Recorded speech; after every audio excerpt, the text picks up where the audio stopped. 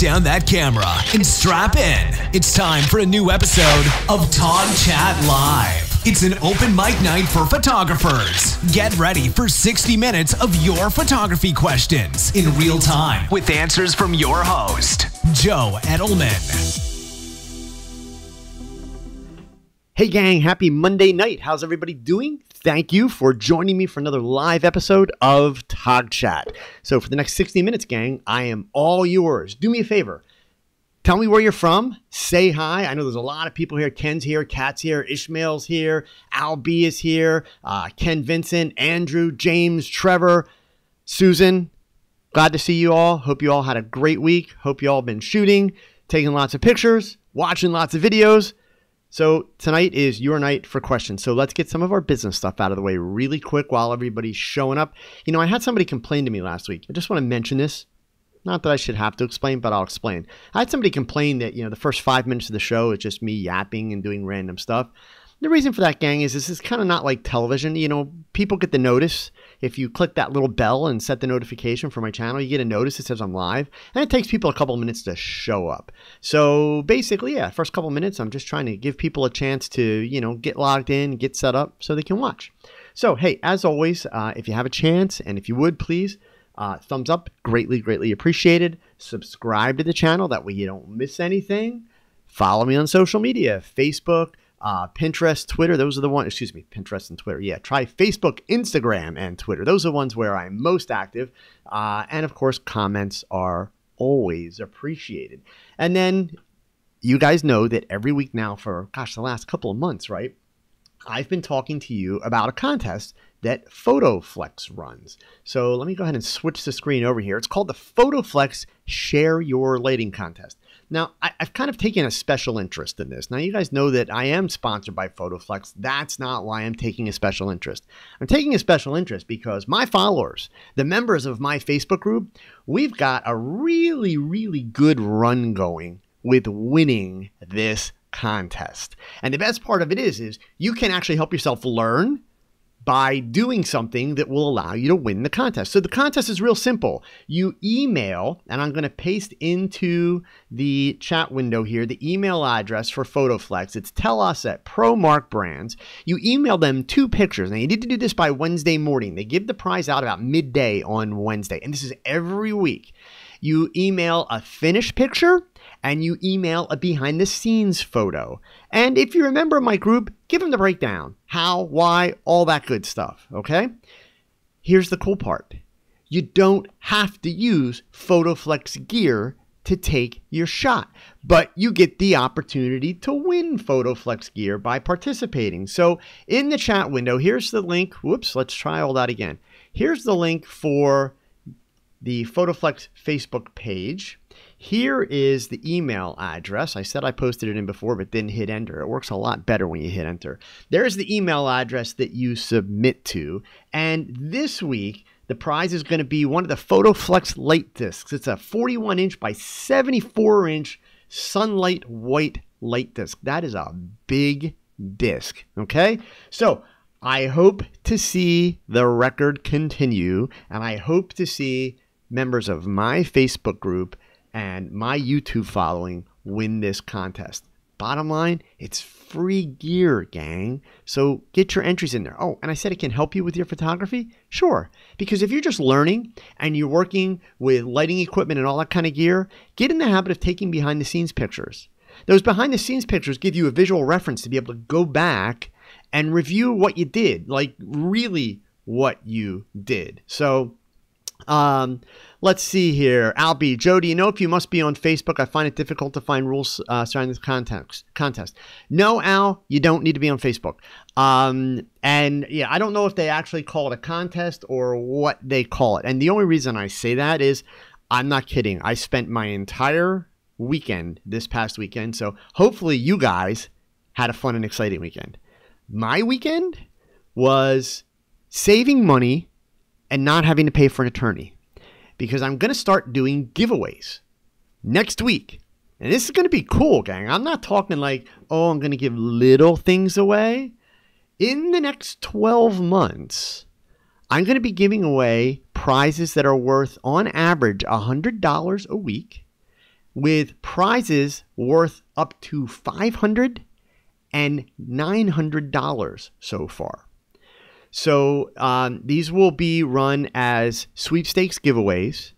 You don't have to do anything to enter other than putting your email address and your name, and you will not get spammed. You will not be added to an email list. You will have the opportunity to get additional entries each week by liking pages, subscribing to YouTube channels, all of those kinds of things. But literally, I spent my entire weekend learning all about sweepstakes and contest law and all the rules and guidelines for YouTube and all that stuff so that we can get this set up. I've got some great sponsors that are coming on board that really want to get behind what we're doing on TogChat this year and try to really grow our base. So the good part is it's going to be cool stuff for you guys. So I'm not sure exactly what PhotoFlex likes to refer to theirs as, but the bottom line is if you send them 2 pictures, you can win one of those prizes. Okay. But that's it. I mean, from a rule standpoint, that's all you got to worry about. I can tell you that if you're worried about, like, are they going to like publish your picture somewhere or use them on their marketing or advertising? The only place they're going to use them is on Facebook, just like you see right here on the screen. That's it. Okay. They don't go anywhere else. You're not signing up or signing off on your copyright. You're not giving up rights to your images or any of that kind of stuff. So you don't have to worry about that at all. I promise you that's not a situation. Okay. All right. So enough of the business stuff. If you've got questions, type them in here. And let me just slide back to see if I missed any others that came in. And yeah, there's a couple. Okay. So let's pick up the camera. All right, so here we go. I had a couple questions. First one was somebody asked me a little bit earlier on with regards to WPPI, which is coming up. If you want to attend the workshops, do you have to pay the registration fee? Is that correct? Yes. So there are a bunch of different ways you can learn. And by the way, if you are going to WPPI, which is February 26th, 27th, and 28th, it's at the Mandalay Bay in Las Vegas, Nevada. I'll be there. Make sure you come say hi. I will be doing a total of 8 talks, all free. So if you're crazy enough, you can attend all 8 of them. Okay. I'm going to be doing 6 for Olympus on the Olympus stage at WPPI. And I'll be doing 2 for Interfit Photo. The one is a demo about one light portraits, and I'll be using the honey badgers that you saw me do the video about. And the other one is a demo called shooting models in tight spaces. And when I say tight spaces, I'm not kidding. They're space for studio shooting in the Interfit booth. It's going to be 10 feet by 10 feet. So that's it. So we're going to do a demo to show you how to do some really cool lighting for models in a really tiny space. Okay. So you can learn at WPPI by what they refer to as the booth demos, like that. They're free. If you're in the expo and the trade show, you can attend any of those. A lot of the camera manufacturers will hold them. Canon, Nikon, Fuji usually has something going on. Sony, I believe, has stuff going on. A lot of companies have kind of booth presentations and demos where you'll get to meet many of your favorite YouTubers and very well-known and popular photographers. Okay. They also have at these events actual workshops and classes that are kind of on like an education track. Those you do pay for separately. Also, a lot of photographers go to these events and they do like photo walks and workshops in the area. So, of course, that stuff would be paid directly to them because they're not really affiliated with WPPI. They're doing it just because WPPI happens to be there. And so you can, also attend those. For those of you that are, going to be there, though, if you're going to come see me at the Olympus booth, number 1, please make sure you say hi. And number 2, bring your cameras. Take pictures. I would love to get some great pictures of me on the stage doing the talks. And I can tell you a little bit. I can tell you, too, that some of my recent images, so the stuff that you guys have seen me posting on social media and in my videos shot with Olympus, are going to be displayed really, really, really big as prints on the Olympus booth. So you guys will be able to see firsthand if you're there so that you can report back to the rest of the folks here in YouTube land that there's no BS. This Micro Four Thirds stuff you can print it really big. So I'm really kind of excited about that. It's going to be neat to see my stuff up there with some of the other, Olympus photographers. And so I'll be doing those presentations. Okay. So somebody here said, I saw, will I be doing any photo walks? Not at WPPI. No. And I'll be completely honest with you. I'm not going to have time. I'm literally doing 8 talks in the 3 days. So Monday and Tuesday I'm doing 3 talks, and then Wednesday I'm doing 2 talks. So yeah, I'm not gonna do the photo walks. It's a good possibility maybe by next year, WPPI, Photo Plus, and those types of things. I will go ahead and kind of schedule in a photo walk. I would definitely like to do one, but I will only do it if I can do it either through a company like Olympus, if they want to sponsor something like that, or if I can do it through the event. I personally am not a fan of the photographers that come into town when these events are happening and schedule a photo walk at the same time that the event is happening. I just don't feel that's appropriate. These events are very expensive to put on. The people that display there spend a ton of money to be there and to market their stuff. So I kind of see it as a little bit disrespectful, to be honest with you, to run an event simultaneously. And even if you're only taking 10 or 15 people away, that's 10 or 15 people that would be attending the show and potentially learning there. So, there are a lot of photo walks that are put on by the expos and also by the manufacturers. They essentially have permission to do that since they're displaying there. So certainly in the future, I will be looking to do that. I promise you that. So, Christian, there's the $1 million question. Will this cool giveaway thing be international or US only? So here's the dirt on the giveaways, and it sucks. Tell you straight up, okay? Here in the US, it is actually really, really difficult to do these giveaways and to do them legally. So fortunately, I have found some really good resources, and I'll be using a third-party company. So I'm actually going to be paying a company to manage this process so that it's all completely legal, completely above board, because also YouTube is very particular. So many of the people that run these contests and out on YouTube could actually get their channel shut down because they're not following the proper rules, and they can get in trouble with the FTC. So I don't want any of those problems. So that being said, it is even harder to run a competition, even just a giveaway for free prizes. It's even harder to do it overseas. And the reason for that is almost every country in the world has completely different laws with regards to, contests, giveaways, sweepstakes, all that kind of stuff. So YouTube does not permit international giveaways. You can only do it in your country. So my hands are tied on that. But here's the but, okay? What I am able to do, and I'm going to be doing, not every week, but I will have some prizes throughout the course of the year that I can simply say during a video, hey, the first person that leaves me a comment from a foreign country, I'm going to send you this. And I can do it that way because it's not a structured or organized contest or giveaway. So it's kind of like all the crazy loophole type stuff. So if you don't live in the United States, I'm sorry. It's not something that I have a lot of control over. But you have my word. I'm looking for those little loopholes that I can still get things out to people that are outside the U.S. to give you the opportunity to partake in some of what these companies are willing to share with me, to share with you. So more details to come.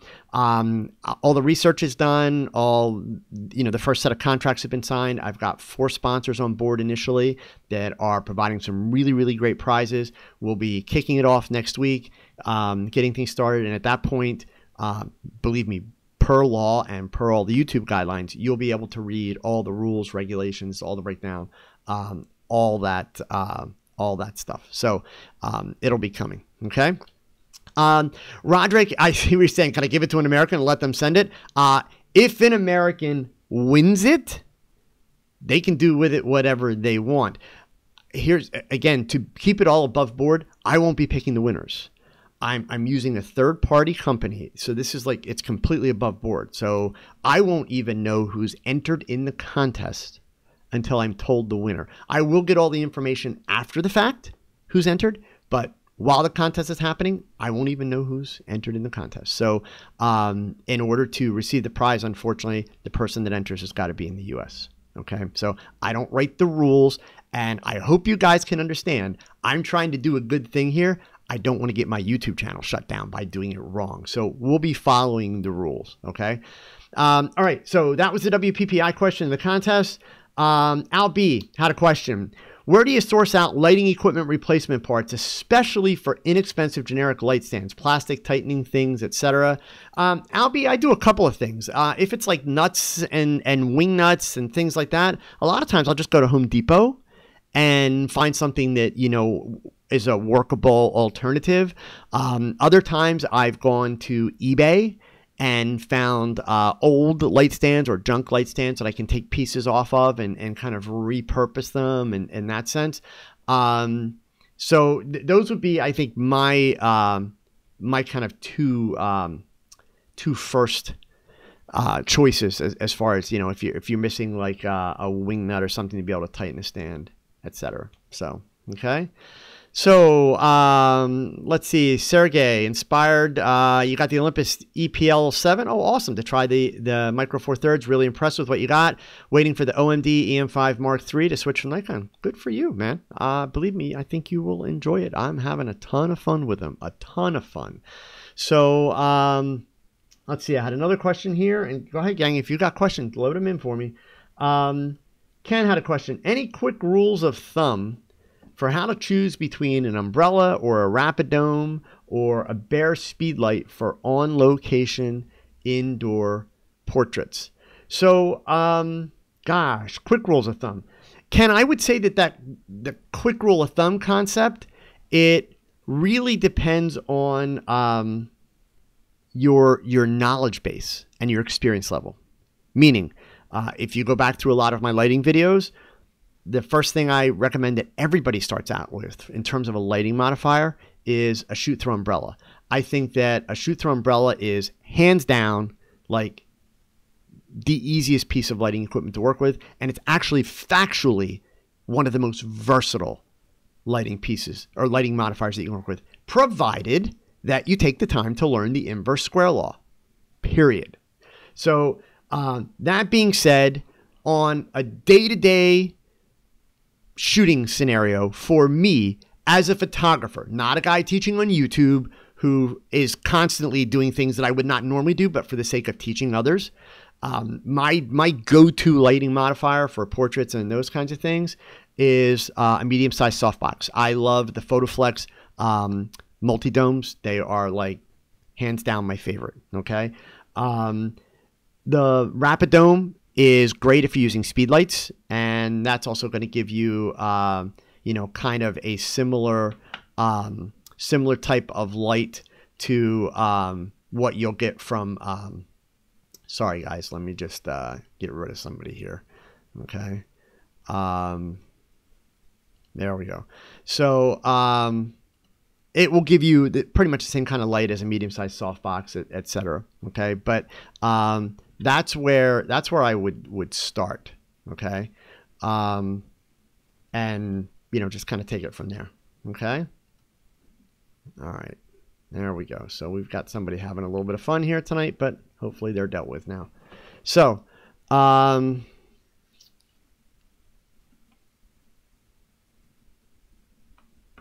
bear with me here, guys. You know, there's one in every crowd. Okay.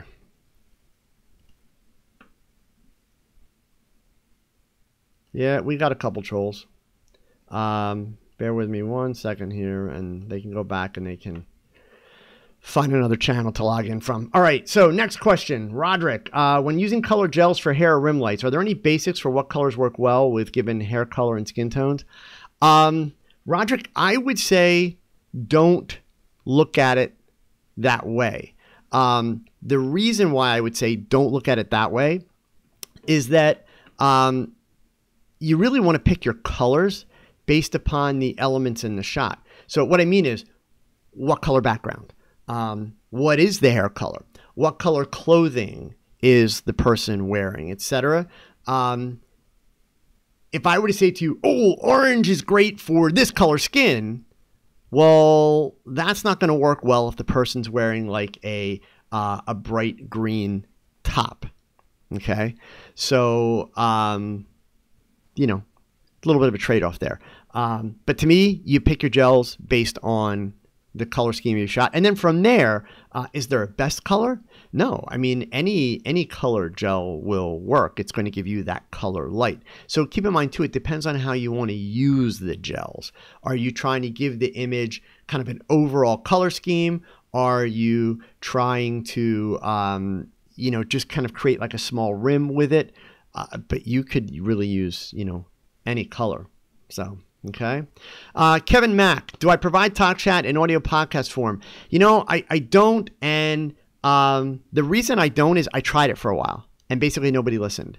I do know that a lot of people listen to TogChat, you know, off of YouTube. In other words, they'll just play the video like on their phone with headphones on and just listen. I know a lot of people do that, but I did try for a while actually turning into a podcast. And honestly, I was spending quite a bit of money doing it, hosting the podcast, all that kind of stuff. And really nobody was listening to the podcast. So when I say nobody, I think I had on average about 50 people. So I hope you can understand, unfortunately, it wasn't, the cost benefits weren't there. So that's why. Okay. Another question from James. Any thoughts on the 8200 flash units? So, let's back up for a second for those of you that haven't been following on the saga of the Godox 8200s and Joe Edelman. A couple months back, somebody asked me about them, and it just happened that at the time I had just purchased one. I had not used it yet. I had opened it up, put it together, checked it out, all that stuff, and I was feeling buyer's remorse. I was not real happy, and said that very clearly. My biggest beef with it, hands down, the weight. They're big and they're heavy. Now, before you defend it, relax, because I'm a fan. Okay, but basically, I was thinking of it as a speed light. Okay, a speed light that had some studio strobe type features. So when I bought it, that's where my head was. The downside is it's not. And that's the first thing you have to understand about the 8200. So if you're buying the 8200 thinking that, you're getting like a speedlight light, that's a bad move. I mean, that's a really bad move. In fact, Godox calls it a pocket flash. Okay. So literally what this thing is, it's a studio strobe. It's a small studio strobe that runs on a lithium battery, no AC power options.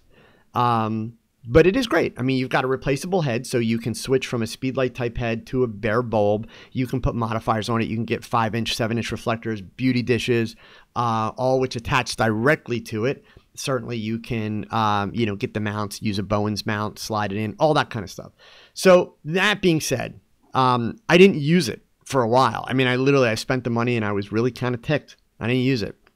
So finally I had a chance to use it about a month ago for the first time. And it's like, okay. And what I did love about it, I loved the simplicity of the menu system with the trigger. So I went ahead and I bought a second one. Now, as much as I give all of you guys a hard time about, be prepared, practice, know your gear, I really do subscribe to the idea that you got to know your gear inside out and backwards. That is wickedly important to me because when I'm shooting, I do not want to be thinking about the gear. So what did I do? I decided to live on the edge. And right before I went to Nashville last month to speak for Olympus at Imaging USA, I bought the second one and decided I'm going to use them on stage in Nashville. That was actually the first time that I shot with them. I did a bunch of practice sessions with the mannequin so that I knew all the settings I wanted to use, so that I knew exactly how I wanted to do the placement, all that stuff. But the first time I actually shot pictures that meant anything was actually on stage in Nashville. I've used them a couple times since then. In fact, I was using them today, working on that video that I promised you guys for the mag mods. And I like them a lot. So probably what is going to be happening for me is I'm probably going to wind up picking up 3 more so that I have a total of 5. 5 will cover pretty much all of the different types of lighting scenarios that I like to do a lot.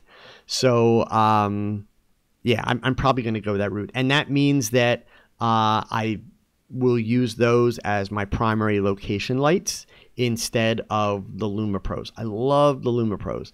I will keep the Luma Pros for the sake of doing YouTube videos, but you know, I really won't use them for my own work. And here's a good example why. If I look back up the list here, there's a question from Pat McDonald. Do you have a headshot video that uses speed lights? I thought I saw one but can't find it. Company is mentoring some young adults with United Way and volunteering to do the headshots for the kids. So Pat, here's the thing. First of all, everything that you see in my videos that I do with a studio strobe, whether it be the honey badgers or whether it be the digibees, if it works for studio strobe, it works for speedlight, because all of the cases that you see, I'm using modifiers of some type, whether it's an umbrella, softbox, etc. So do understand that they're essentially interchangeable in that regard. Okay. Yes, there are some nuances, etc., but all of those lighting arrangements that you see me do in any of my videos, they will work with speedlights just as well as they work with studio lights. And that, folks, is why lately in my videos, you've noticed me using the speed lights and soon to become the 8200s more than the studio strobes. I mean, I'm doing both, but I've learned this little lesson, and that is that if I do a tutorial with speed lights, nobody asks me the question, can you do that with studio strobes? If I do the tutorial with studio strobes, guaranteed several people will say, hey, can I do that with speed lights? So yes, you can. Yeah, Chris Dye, will I be using the 8200s at WPPI? I will. On the Olympus stage. I won't be using them at the Interfit booth, obviously. Interfit is my brand of choice for studio lighting. So on the Olympus stage, I will be using both the Honey Badger and the 8200s. So yeah, you'll get to see them in use. And believe me, the stuff that I'm doing is kind of really... it's different. You could almost call it lighting hacks that I'm doing on the stuff that I'm doing on the Olympus stage. So it's kind of it's a lot of fun that way. Okay. So Troy Hall, how do you store a speed light that has a plug-in side trigger? You unplug the trigger. That's all, man. Yeah, unplug the trigger. So and just do it carefully. Okay. Or you get yourself a new case or that you can you know, you can put it in. Okay.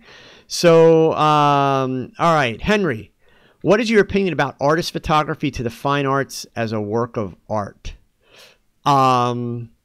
So Henry, I'm not sure I'm not sure I exactly understand your context. Do you mean like the idea, do I think that photography can be a work of art? If that's the case, and feel free to give me some more information, Henry, but if that's the case, I do think, hey, James Parrish, thank you so much for promoting another YouTube channel there, man. Really appreciate that. If you're talking about the idea, Henry, that can a photograph be fine art? Yeah, I believe it can. If I'm missing something in your question, please, by all means, you know, give me a little bit more there. Okay. So, I just saw there was another question in here. Ajax Rodriguez, with TFP shoots, do you recommend having the model sign a form? Yes, absolutely. And now I assume when you say form, you mean a modeling release. So yes, you should always get a modeling release, hands down. Now, to be clear, gang, depending on what you're doing, it doesn't mean you have to get a modeling release where you're making the model sign away all rights to the pictures, you know, and it doesn't have to be a super fancy, big, you know, long legalese type document. No, if nothing else, if all you intend to do is put these on your website or stick them up on social media, just write out a piece of paper that basically says you have permission to do that. You don't have to have a whole full-blown fancy modeling release, but it is always best to make sure that all parties are on the same page. Done. You want to be sure that everybody is on the same page. You don't want to assume. And believe me, let's be clear. If you photograph a model or if you photograph somebody's portrait, It is not your right as the photographer to post that picture on social media. So let's be clear there, okay? So that's, very, very important to understand. So don't assume and don't be arrogant enough with the attitude is like, well, I took it so I can do with it whatever I want. No, excuse me, but you can't, okay? So it's best to get a release, make sure that everybody's on the same page. Even with a modeling release, I still make sure that I have a very detailed email thread with any model that I photograph that makes it very clear what the intended purpose is for the pictures and what I can and can't do with them. That's just, it's really, really important. So, Eric, you already touched on your favorite go-to modifier for indoor portraits, but what about outdoor on location modifier? Shooting outside, guys, if you're shooting people and you're lighting them with strobes, right? So we're shooting people, portraits, engagements is the example here, whatever, and we're lighting them with strobes. Lighting is lighting. The only difference is that outside, your ambient light's a little brighter. That's all. So in terms of modifiers, yeah, I like the same kind of light. So I'm still going to go with a medium-sized box wherever possible. I will admit that since I don't do a ton of that kind of shooting, I tend to like the Rapidome for that purpose, just because it's a quick setup. It's super fast setup. But it's while it's round, it's not quite as big as a medium-sized softbox, but it's darn close. So that being said, yeah, I will usually pretty much use the same stuff. But I am a firm believer with the modifiers. It's more important to understand how light works. It's more important to understand the inverse square law and understand how to solve problems than it is which modifier you're using. Understand that we have so many different light modifiers, not because they really change the light that much. We have them because these companies have to make money. And seriously, I'm not trying to make any of these companies evil. Granted, there are some companies like Westcott that just ridiculously expensive for no reason. But the fact of the matter is, I have soft boxes that are now 20 years old that I'm still using. And they work great. There's no reason for me to replace them. So if a softbox company made a softbox and everybody that bought it could keep it for 20 years, they would quickly go out of business. So they have to come up with a cooler softbox to get people to buy it. So, I'm not trying to rain on anybody's parade, especially for those people that, like their toys, okay? But as I've shown you in videos, I can take a $7 umbrella and make the same kind of light as a beauty dish. For those of you, if anybody's here that saw my second talk in Nashville at Imaging USA, and if you come to WPPI, you'll see me do it at WPPI. I used a Mag bounce. So that's their big silicone open dome bounce on an AD200. Placed it 2 feet in front of the model, a foot above her head, and did a shot that you would have sworn was done with a beauty dish. So at the end of the day, it's more important to be able to understand lighting and be able to solve problems with the tools that you have. And then, I hate to tell you, you can save yourself a ton of money on all these modifiers. That's really the key, okay? So, Len Cargato, your question, so you wanted to expand on that, non-parabolic or parabolic. I don't care. Like, that's the point. I'm telling you straight up, this non-parabolic and parabolic crap, it's the parabolic reflectors, they just look cool. I mean, really, that's all it is. They just look cool, okay? If you take the time, go watch my inverse square law video, okay? So it's the one, this is what it looks like, gang. Whoops, sorry, that's not the inverse square law video. Shoot, I thought I had it here, and I don't. Okay, so the inverse square law video, I probably have the link here. I can at least give you that. I do. I'm going to paste the link in the chat window here. If you haven't watched this video, you need to go watch it. Now, here's the thing, Len. When you go watch this video, you're still not going to understand it. This is not to toot my own horn, but this is one of the more understandable videos on inverse square law. But even if you really understand everything I have to say and show, please don't think that you understand it, because you don't. You need to go set up a camera, set up some lights, set up a subject or a mannequin, and you need to actually experiment yourself. You need to experience what you see in that video. If you don't do that, I assure you, you do not understand the inverse square law, and you are not going to be able to effectively put it to use for you. But If you take the time to learn the inverse square law, and I don't mean learn the definition, I mean learn it as in work with it and use it to your advantage, you will quickly realize that all that money you're spending for those fancy parabolic reflectors and rice bowls and all that kind of stuff, they look really cool, but they're not making any better light. The only real argument for spending the money for those, once a photographer truly understands the inverse square law and truly has mastered lighting, is it reasonable that maybe a parabolic modifier is going to readily and easily give them a lighting feel that they like better than an umbrella?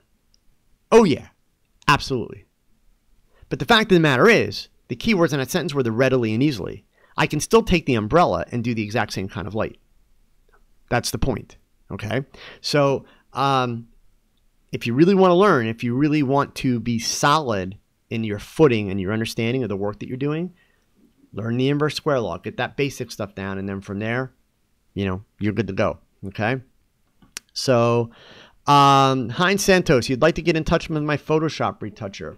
That's really easy to do, Heinz. He is a member of our Facebook group. So if you post a message in the Facebook group that you would like me to connect you with him, I will do that very publicly in the Facebook group and give you that information, okay? For those of you that might be shocked by that, to be clear, I do use a gentleman in India to do all of my base retouching. When I say base, meaning they're going to do all the blemish work, all the basic flyaway hairs, that kind of stuff. All the fine tuning, the frequency separation, the dodging and burning, all the color grading, everything on my images, that's all me. But the tedious stuff that takes a lot of time, that is really kind of almost like a mechanical process, I farm that out, hands down. Okay, I make no qualms about that, not ashamed of that. Okay, saves me a ton of time to do that. Okay, so let's see. Len, yeah, I mean, I wouldn't buy a parabolic to experiment. I would, you know, maybe find somebody that's got one that you could, you know, try, that kind of stuff. But that's a lot of money to spend just to experiment. So, all right, Richard had a question. Being big into DIY, have you run across a source for reflective material such as that's used on umbrellas or softboxes? No, but let me, sorry, let me explain that. I don't like umbrellas and softboxes that have reflective interiors. I prefer the all-white kind. I've used both. But all the Photoflex half domes that you see me use, whether it's the strip half domes or the medium half domes that I have, they are all white interiors. The reason why I don't like the ones with the reflective interiors is the reflective interiors are going to shift your color, period. If you're using a silver reflective interior, it's going to make your light really cold. All of which can be adjusted in post, yes, but I prefer to see it right in the file. So, and then the gold ones, obviously, they're going to throw everything to the yellow end of the spectrum. So I'm totally not a fan of those. But honestly, I would start at a fabric store. You know, find a fabric store that's got a really, really good inventory and look through stuff. You'll find, you know, lots of materials that have kind of that reflective quality. Certainly when you look at like the higher end modifiers, like for instance, if you look at California Sunbounce, there you're looking at material that is specifically made and it's kind of balanced. It's a blend of like gold and white together. So it's the way it's threaded and everything. You're not going to find that in a store. That stuff's all custom made. But just to find a reflective material, yeah, I mean, heck, you could even, depending on how you're making your softboxes, you could do it, you know, with paint, depending on what the outside material is. A lot of different ways, but for me, I like white. That's my go-to thing there. So, let's see. Chris Dye, to start with, well, man, somebody's really into the 8200s tonight. Will two 8200s be good enough for outdoor portraits during the day and or night? See, Chris, that's a question. You don't want to ask a question like that, okay? If you ask a question like that of a geartographer, Heinz Santos, thank you very much, man. I appreciate the super chat. Chris, if you ask a geartographer are 2 lights enough, they're going to say, oh, no, you need 4 and they should all be paired and all this stuff, right? And then if you ask somebody like me, are 2 enough, I would ask you, why do you need 2? So it really comes down to how do you like to shoot and what do you want to do, okay? So honestly, I'm not trying to dodge your question or give you a funny answer, but I'm trying to be really honest. Give me 1, I'll go out and do a really nice portrait outside.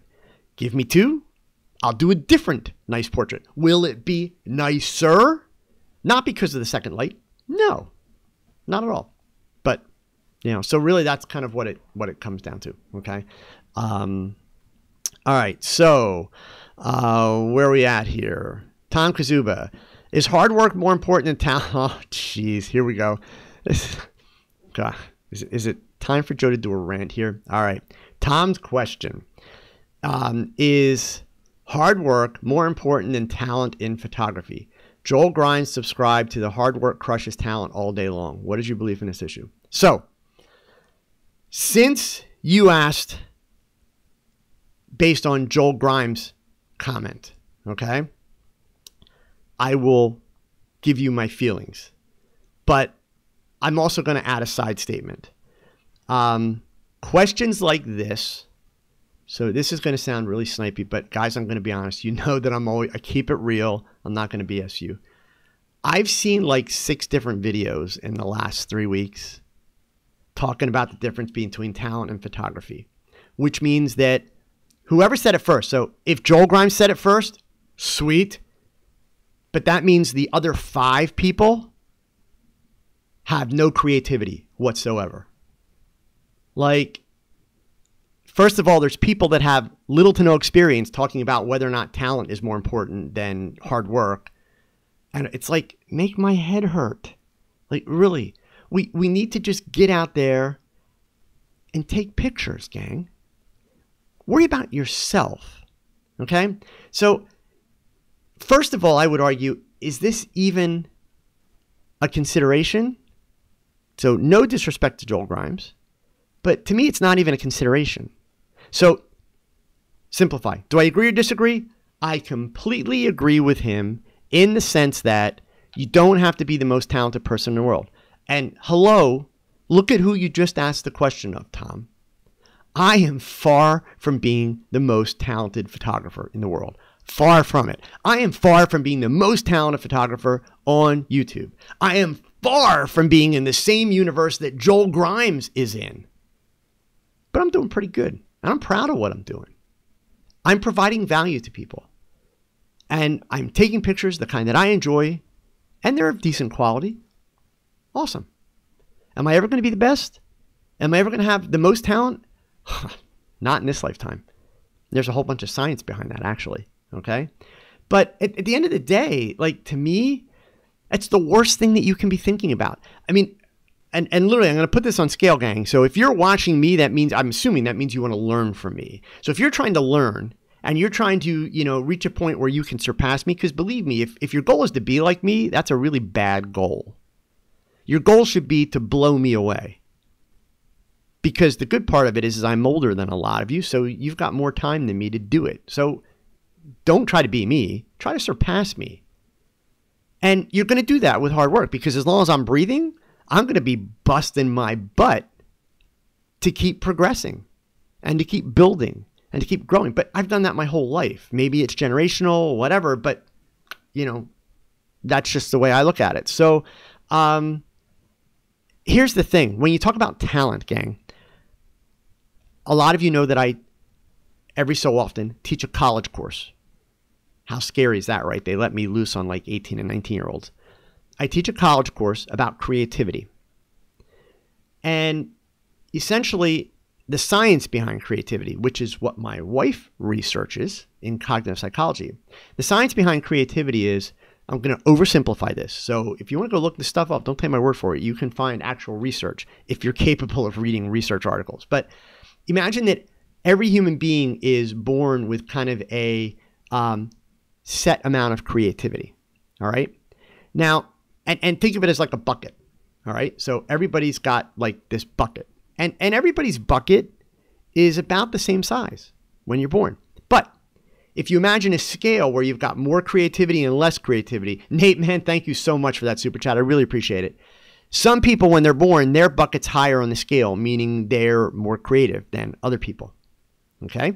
Now, here's how this works. As we grow and mature, we have the ability as humans to expand our buckets. In other words, to build on our creativity. But here's the problem. Just like we had about the same size bucket when we started, there is a finite amount that you can expand it, period, because you're human.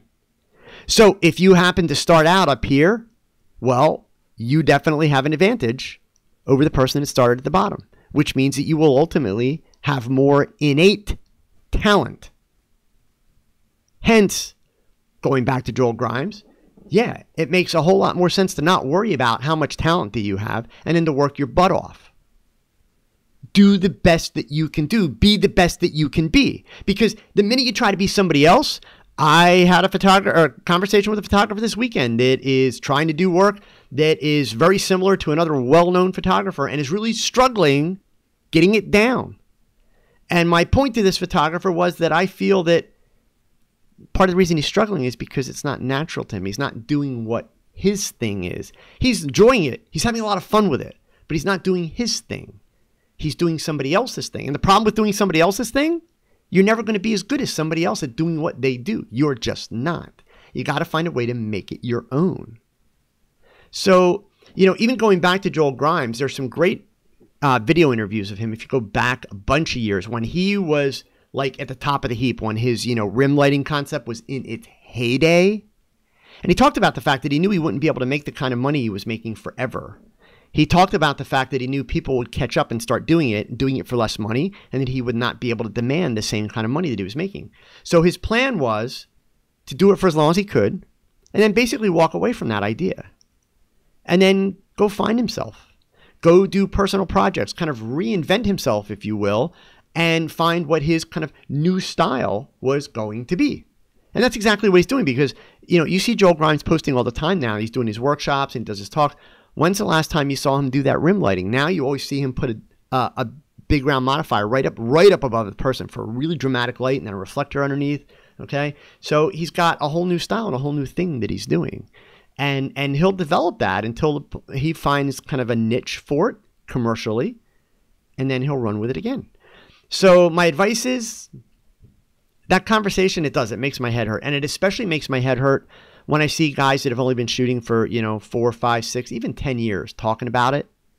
Because the problem of it is, and I'm not saying this to be a smart ass, gang, but you've been shooting for 4, 5, 10 years. You still don't know what you're doing. And I don't mean in terms of photography. I mean in terms of life. For those of you that are my age or older, you understand it. You understand that you're going to go in 50 different directions. After a year or two, you may be good, you may be talented, you may think you know what you got going on. You don't have an idea. You really don't, because you're going to grow, you're going to mature, you're going to change. We all do, and we go in different directions. So you can't control the talent that you have. You can only stretch it a bit, but you've got to, you got to work with what you've got. So anyway, I saw some compliments that went by. Christian, all you guys, thank you. And here, actually, Christian, I'll talk about this because you said it. Christian typed in here, you may not be the most talented photographer out there, but without that, one of the best teachers. Here's the irony of what I'm doing, Christian. And don't think that there are days where it doesn't really burn me, but it's ultimately a good thing. You know what I'm learning about myself? So I just talked about the fact that we think we know ourselves, and as the years go on, we grow, we learn, we move in different directions. Things change, right? I'm learning that I'm probably a better teacher and educator than I am a photographer. There are days where that bugs the crap out of me because, hey, I'm competitive at photography. I want to be good. I do my best. But, at the same time, I'm really proud of it. And I'm glad to be able to help people. For me, this whole thing, gang, it's kind of a pay it forward thing. Yes, I'm trying to pay my bills and I make money and all that kind of stuff. But I've been very fortunate to spend my life with cameras. Very, very fortunate. And all this knowledge, if I leave this earth tomorrow, all these things that I've learned, they're not mine to own, and they're not mine to take with me. They're things that are worth sharing. They're things that can help people, because the more people it helps, it's a greater good greater good scenario. So anyway, that's all that stuff. So Tom, that was a long answer, but I hope that made sense. Sorry for the little rant that goes with it. I just see that too many photographers are worrying about minutia like that instead of taking pictures. And it's just a lot more fun taking pictures, period. And that, believe me, like I told you guys, that's my big thing for this year. And I thank Olympus for that. Like, fun. That's my word for the year. Fun. If it ain't fun, don't do it, period. Like, that's it. Okay? So, the missed above. You shoot with a Rebel T6, but when I shoot my subject, the other focus points get the wrong subject and the person is not in focus. Okay, so it sounds to me like, and I'm not super familiar with the T6, okay? But most DSLRs, I do know it's a DSLR, it's by Canon, most DSLRs should be able to move the focus point. So I have a feeling what you're not doing that missed above is you're leaving your focus point in the center. And then if your person's face isn't in the center, well, then your camera's focusing on the background. You need to move that focus point to wherever your subject's eyes are. If you're photographing a person, move that focus point to your subject's eyes. That's the key. So, okay. All right, what else do we have here? So Jim Kasler, the only reason I see to shoot like someone else is to gain understanding of what they do. You got to be, though. Well, yeah, and Jim, you know, there's absolutely nothing wrong. I support your thought process there completely.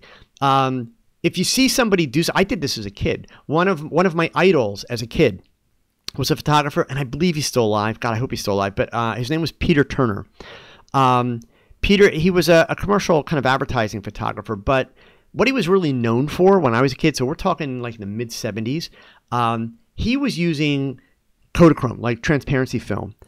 And Kodachrome was known for having a little bit more contrast and it had very saturated colors, but he was getting color saturation like nobody's business. So this guy would photograph these images. Like, he's got a picture, one of his most famous pictures is of a trash can on a beach. Like, literally. It's a yellow and red trash can on a beach. Shot on, I'm pretty sure it's Kodachrome film. The color in this image is just like off the chart. So this is, before Photoshop. This was before when you could go in and just hit that slider for saturation and go, whoop, okay? This guy just did the most amazing color, and he tended to shoot a lot of geometric shapes and all that kind of stuff.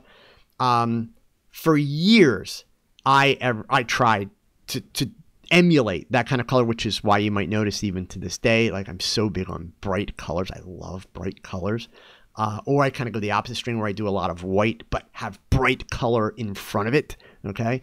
So yes, to try something that somebody else is doing to learn something is great, as long as you intentionally take away then what was useful from that learning curve and then make it your own. Because if you just continue to do what they do, then you are simply going to be kind of a really bad copy of what they're doing. Okay. So that missed above. Yeah. I mean, honestly, not saying this to be a smarty. Go back and read your camera manual. I have a feeling you're not moving that focus point, because that sounds like what you're describing. You get in the habit of moving that focus point, and it's another step in the process, but move the focus point. It's going to solve your problem. Real simple. Okay. Tom Cooper, you've been using a lens ball. Oh no, you bought one of those things that you saw on Facebook, huh? And find it difficult to avoid reflections from your strobes. Any tips on getting the reflections out of the middle of the lens ball or for making them less obvious?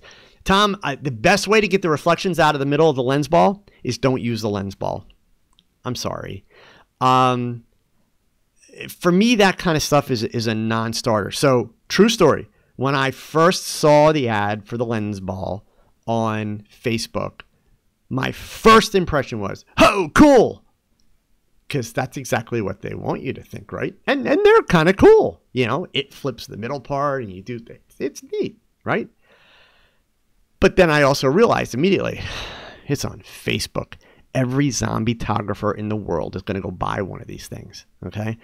So, unfortunately for me, Tom, yeah, I have no experience using one, so I can't give you a do it this way answer, but I can tell you the real answer. It's experiment. Don't use strobes. That would be a solution. But honestly, I would say use your lens ball to challenge yourself, to improve your understanding of light, but don't use your lens ball to try and build your portfolio or add to your portfolio, because everybody and their brother is going to be out there, with these lens balls. So, Nate, man, on that note, what's the most gimmicky camera accessory you've ever seen? God, there's not one that comes to mind. I'm desperately trying to think here if I can think of anything. No, I don't think there's any one that comes to mind. I mean, part of the problem when we talk about gimmicky camera accessories, to try and be fair to the accessory people, right? What's gimmicky for one person may be really functional for somebody else. So I don't know that there's a whole much in the accessory realm that I would say is super gimmicky. This lens ball thing, I don't really see that as a gimmick. So at least not as an accessory. I see it kind of as a gimmick, as in like, oh yeah, it's cool. A lot of people are going to go play with that. You can even, like, if you really want to have stuff like that to play with and do cool stuff with, like, you can go on Amazon and buy yourself a prism for like $10 and, play with sending light through the prism, or even holding the prism in front of your lens, like half covering your lens, and do that kind of stuff. You can do lots of cool stuff with any of those kind of gadgets. So, the mist above, how many pictures of the same model would you recommend to be in one portfolio? So if it's your portfolio, in a perfect world, one. Because understand, the more pictures you have the same model, basically what you're telling people is I haven't worked with a lot of models, right? So, I mean, that's the simple deduction. So if you're showing 10 pictures of the same person, well, then it would appear that you only work with, that one person. So ideally, less is better. But when you're first starting out, you're potentially going to have more. But that being said, let's say you're going to use 2 pictures of the same model. Make sure those 2 pictures have different hair, different makeup, different background, different lighting, different clothing. Don't be so desperate as to have 2 pictures in the same outfit, same light, just different poses or different expressions. No, that's not doing anything for your portfolio. That's just making you look terribly inexperienced. So, if you're going to use the same person more than once when you're just getting started, but you're still trying to get some samples together, make sure that it looks like a completely different shoot. Okay. LeVar Farrell, have I ever been a fan of black and white portraits? I love black and white. Love it, love it, love it. Right now, I'm shooting almost no black and white, but that's because, as you guys know, I've been kind of rebuilding my portfolio now with Olympus images. Okay. So I need to do color first because, color's the thing. But yeah, I love black and white. I routinely dabble with it all the time. We'll continue to dabble with it a lot. But right now, yeah, pretty much everything I'm doing is I'm going for bright, bold colors, because I'm essentially trying to rebuild a portfolio that I can say, hey, this is all done with Olympus cameras. Considering I've only had them for just under 3 months, I'm scrambling to get that stuff together. So, Fire Angel Londoner here. If you want to eliminate the reflection through your strobe and a lens ball, then the strobes need to be further forward than the ball is, relative to the camera set of barn doors. Yeah, I mean, if they're in front of the ball and there's no way that they're hitting the ball directly, yeah, that's going to happen. Irene, you beat me to it. Freelancing, that's right, Nate. When you take your lens off, flip it around, and play around with it, it's freelancing, and you can do really, really cool stuff with that. The funny part of it is, millennials and younger photographers talk about freelancing like it's the most creative freaking thing in the world, like they just made it up. Not to ruin your day, kids. I was freelancing when I was 14 years old, but we didn't do it to be creative then. We did it to solve a problem. Take your 50mm lens. Don't mount it on your camera properly. Flip it around the other way so you're putting the front optic up against the camera body. You now have a macro lens. Check it out. So freelancing is just taking that same concept and tweaking the angles and playing around with it. That's all. And then you can get light flare. You can get all kind of stuff going on.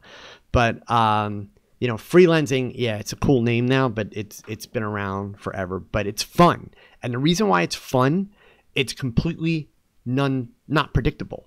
Okay, it's totally random, And so it's one of those techniques when you really want to kind of play with something and look for something kind of unexpected. Freelancing is really, really fun to do. If you guys notice, a lot of times when I do like the material where I'm blowing it with fans and all that kind of stuff, that's part of what's fun about it. That whole process is an exploration of where's it going to go, what can it do, what can I make happen. So part of it's the control piece where I'm kind of figuring out how to get the material to blow in an interesting way with a fan. But the other piece is the fact that it's just completely random. Okay, it's totally random. So stuff like freelancing, stuff like, using fans. I mentioned a little while ago the idea of like taking a prism, holding it in front of your lens and kind of twisting and playing, all that kind of stuff. What's a lot of fun about those techniques is that no matter how many times you use them, you're always going to get a different result. You're always, it's an experiment, but where you have a fairly confident idea of what the outcome is. In other words, you have a sense of what it's going to give you, but the actual, finished piece, it's completely random. So that's kind of what's neat about them. So, all right, let's see here. Where are we going? Back up. So I got another one in here. Oh, wait, I got all those. All right, good. So I have all the stuff off of that list. And come on, am I really all caught up? You guys are going to let me catch up? That's going to mean I'm going to sign off on time. Like, I think for the first time ever. Really? Is that what's going to happen? I must have missed a question here. Let's scroll back here. Where are we at? Where we at? There's the strobe stuff. Wow. Am I like all caught up? Has that really happened? I don't think this ever happened. Like, that's a first. All right. Cool. So, all right, gang. That being said, then, I'm going to head out. So a couple of things. So number one, remember, make sure you're here next week so that you get all the details on the giveaways. I'll be able to tell you how you're going to go about doing it. You'll be able to get yourself multiple entries for each giveaway that we're doing. All the rules will be posted. Everything will be set up. I'll be able to tell you about at least 3 of the prizes that are coming up. And so, Nate, man, type it in there really quick because I missed it. Okay. So, Christian, we'll talk about the Facebook group in Facebook. Don't worry. Okay. But I'll have all that contest information. That'll be ready to go. New video coming out later in the week. So look for that. Timothy, from your understanding, I'm a PPA member. Do you see the CPP as a useful resource to have in your resume in today's society? So I am a PPA member. In fact, my 2018 membership arrived today. There it is. Isn't that exciting, right? So now, that being said, you're going to know I'm giving you the straight scoop here because what I'm about to tell you is not popular, okay? As far as the certification goes, I do not recommend it.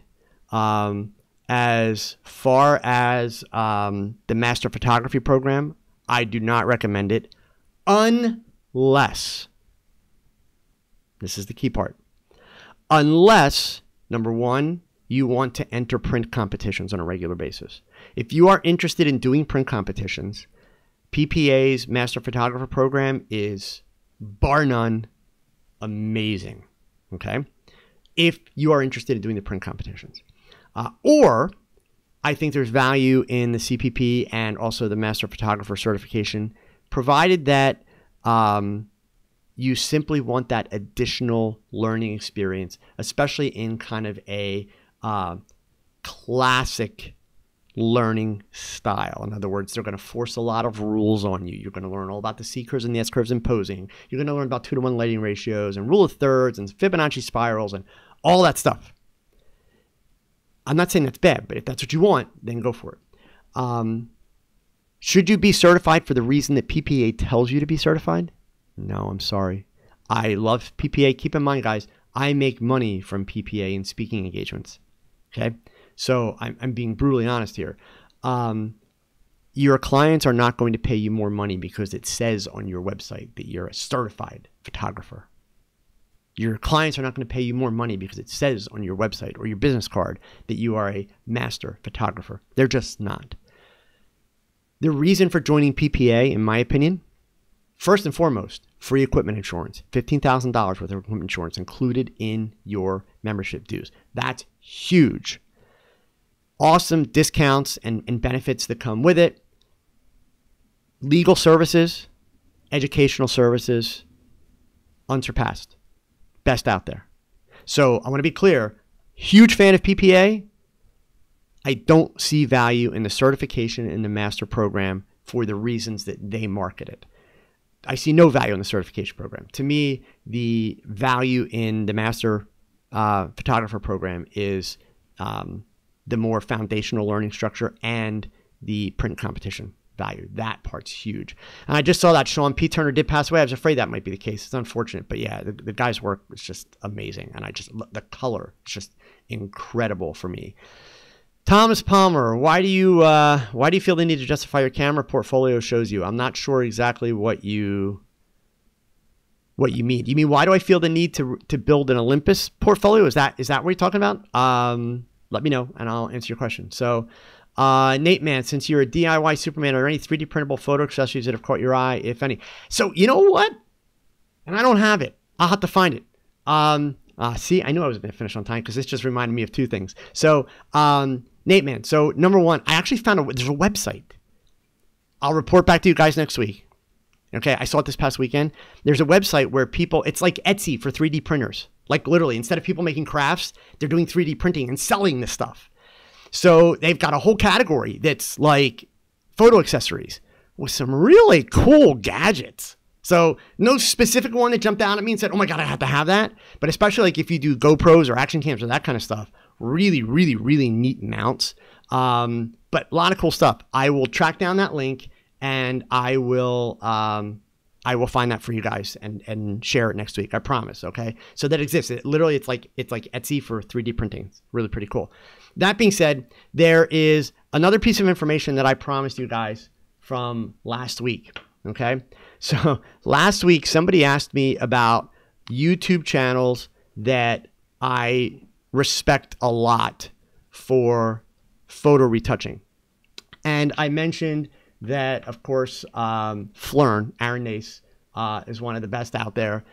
And then I did something that I tried to be polite about, and the guy has been really nice, but I just felt horrible in the way they presented it. All I could do was describe the guy as being really, really happy and Indian and really good, which is really kind of sad on my part. So I promised you guys that this week I would make sure that I shared both his channel as well as his name, okay? So the channel is Piximperfect. So if you're looking for a good YouTube channel with great Photoshop tutorials, and guys, do me a favor out of respect, don't start posting all your favorite YouTube channels for Photoshop tutorials because I'm just going to delete them. These are ones that I'm recommending, okay? And I'm probably going to still pronounce his name slightly wrong, but his name is Unmesh Dinda. He is awesome.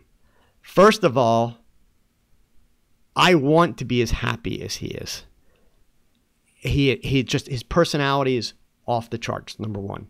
Number two, his teaching style, it is very thorough. You guys know I like thorough. It's very detailed. It is encouraging. I want to be him personality-wise. I simply do. I wish I could do that all the time. He's great. So I encourage you to check it out. I put the link in the chat window here, but I promised you guys I would come back with that information. So there it is, Martin Tran, Shapeways. That is correct.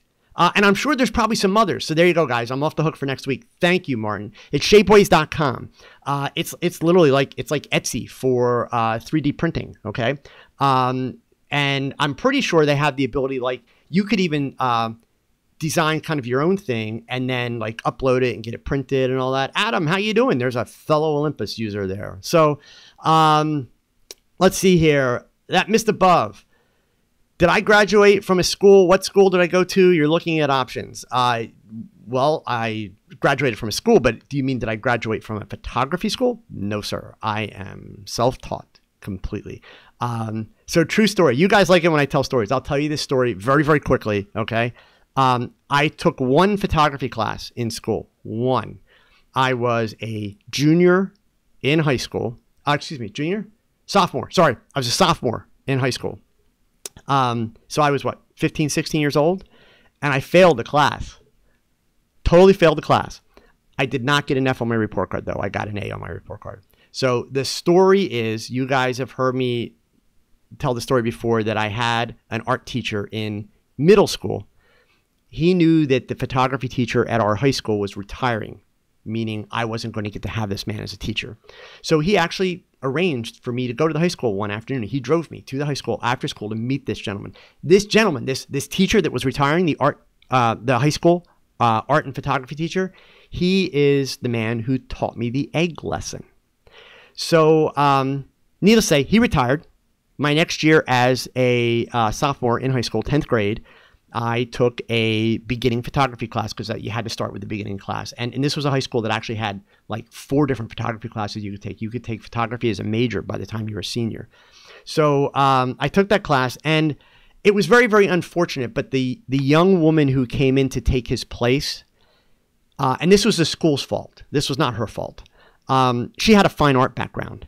The gentleman that retired had a background in photojournalism, and he had a long-standing record of graduating students that went on to be very successful photojournalists.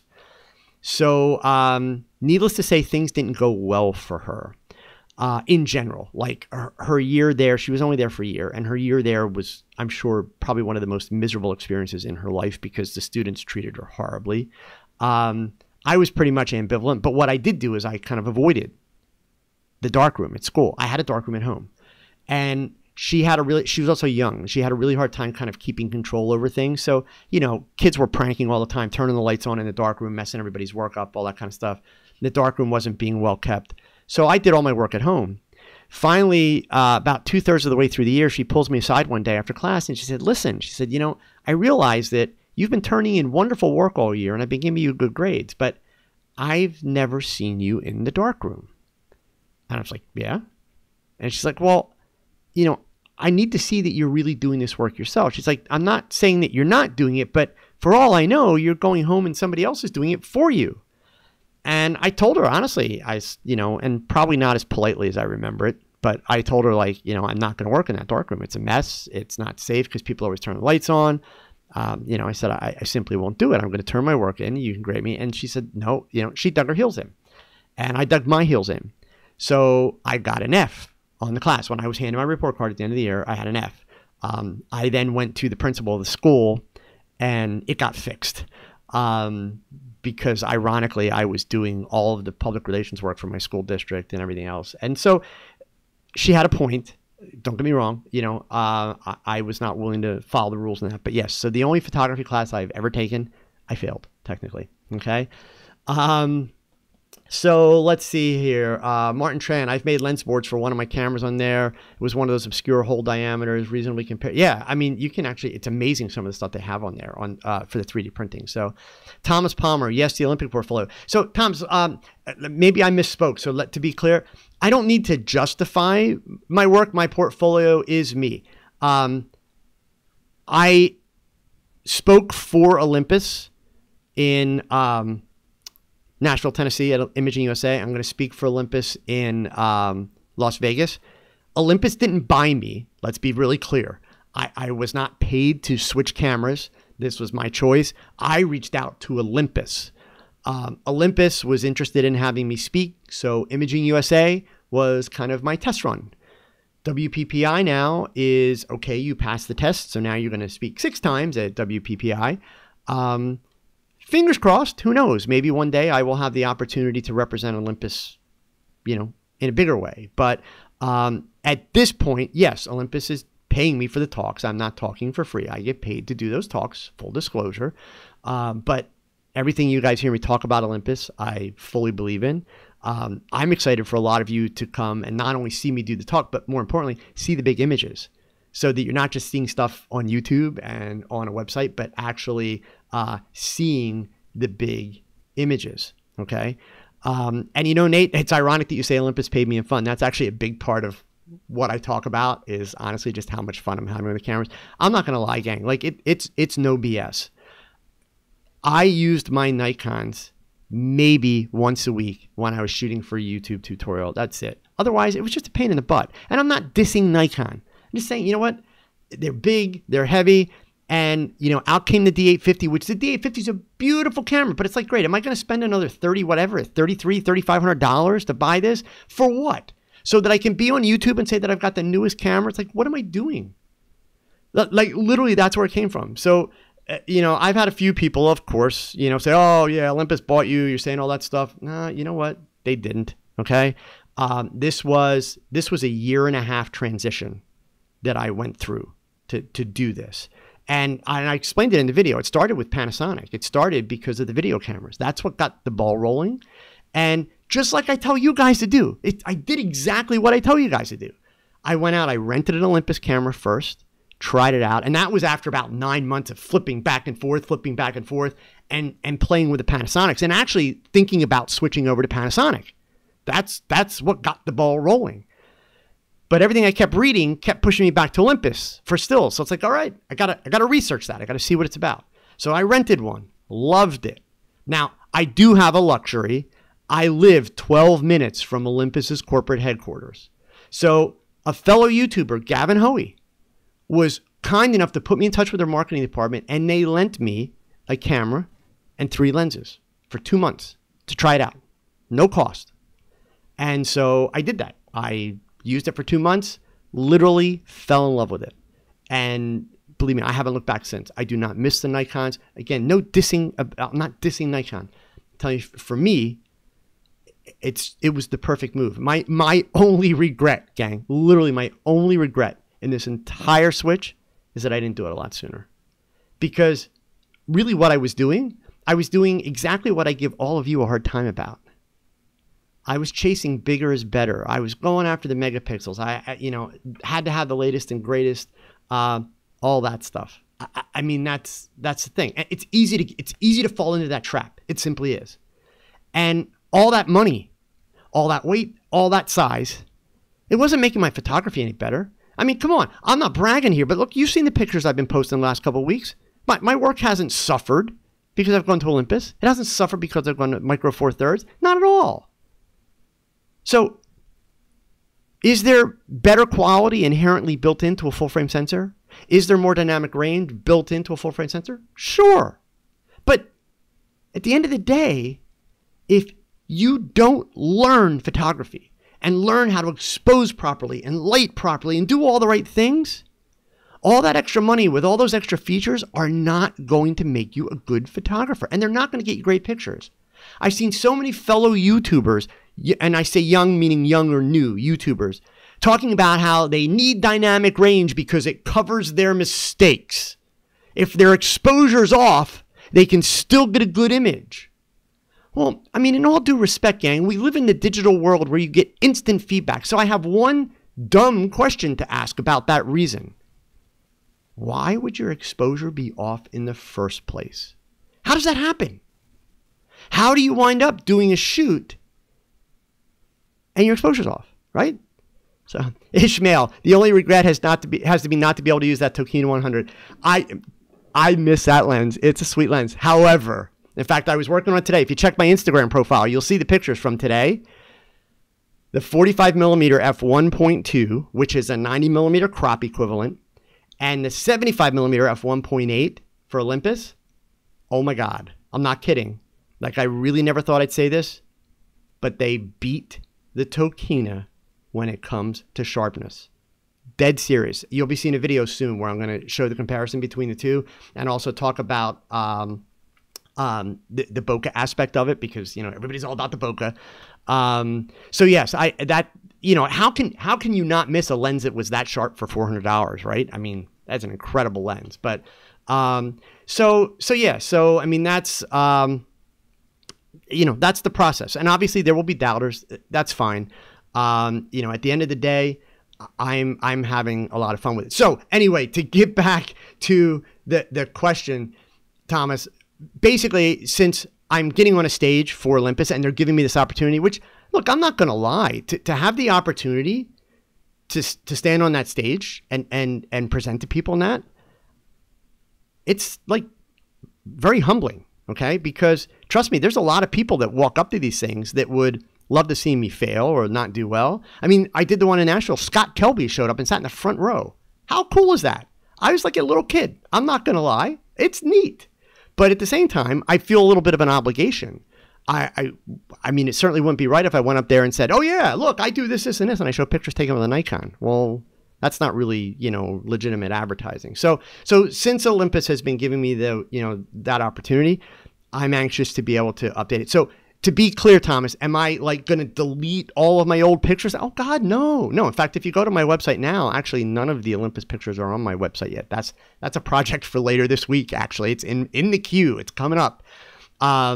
So yeah, no, my portfolio is still my portfolio, but for the sake of the speaking that I've been doing, yes, I'm trying to kind of build out a new portfolio because I want to be able to show, I don't want to just tell people how much I like the camera and what you can do with it, but I want to be able to show people like, look, this is how well it actually works. And the last piece of it, which I didn't talk about in the video, gang, when I did my Switch video, there's one other reason why I'm enjoying this Switch so much, okay? Before I made the Switch and I talked about not having to have the most expensive camera and all that kind of stuff, people are like, well, yeah, but he's got a Nikon. Now, I'm doing the same work that I did before, and I'm doing it with a micro four thirds camera.